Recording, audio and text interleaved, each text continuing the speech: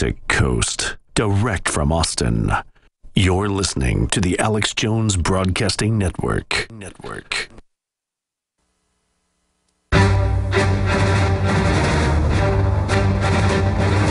Big Brother, mainstream media, government cover-ups. You want answers? Well, so does he. He's Alex Jones on the GCN Radio Network.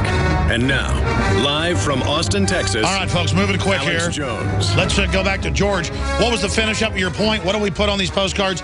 No World War III and send them to Soros? Yes, no World War III, no Lusitania II.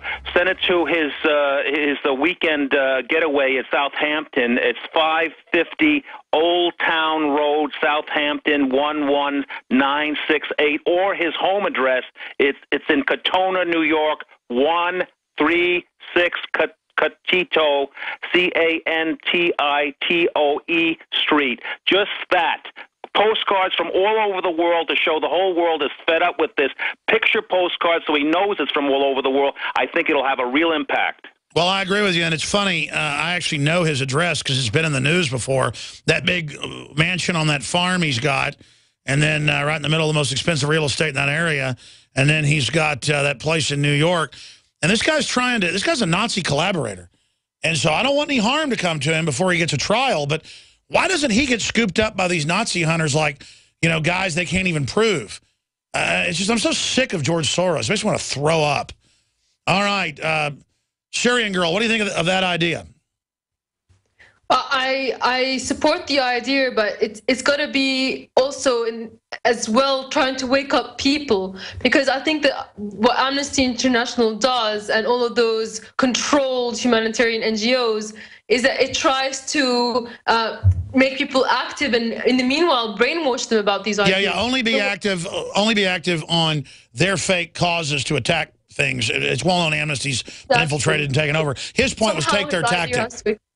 Yeah. His point was just take the tactic, and we've got to move quick now. Mike in Pennsylvania, you're on the air. Go ahead. Oh, yeah. Hi, Steering Girl. Quick question for you. Kind of off the politics part of this. From your area of the world over there, I've always wondered this, being an American, always living in America, not traveling outside of America much. What do people think of Americans in general? Ooh, that's a great question. Got to jump, but that's an excellent question. What do people think of the average American? Well, in Australia or in the Middle East? Both. Well, what I specifically think about Americans, just putting it out there, is I believe the vast majority of them actually want to do good. And unfortunately, a lot of them have been brainwashed and controlled. But I find they're very, very easy to wake up, in fact, and very open-minded. But in Australia, I suppose there is this perception that the U.S. is an ignorant place. They don't really know what's going on, and basically they want to create these wars, and they don't know geography. Sounds like they know what they're talking about in Australia. I love my country, but I mean, we do statistically have the most uninformed morons on the planet, and I'm just saying that so we can turn it around. Only the military and the police seem to be awake. That's because they kind of live in the real world. We're in a lot of trouble, folks. That's all I can say. General in Texas, last caller. Sorry to everybody else. A quick question or comment for Mimi. Both. I have the answer. We are about to take victory right now. I can't believe more. All right, real quick, Alex. It's gonna be. I'm trying to get this out in 2 minutes, but if possible, if we can speak. No, only got about a minute. Go. We gotta go. On the inside, we have this feeling called anxiety, butterflies in the stomach, nervousness, depression. We all have to get rid of it now. This is faith and this is love. Now, the reason why I say this is love, this is the piece that'll bring us all together, that'll energize the info war, that'll get us from thinking of game plans like the guy just had to executing game plans. And there's one last piece I got to leave out there for everybody. Go to YouTube and check out Day of Glory 7773, DAYGLORY 7773.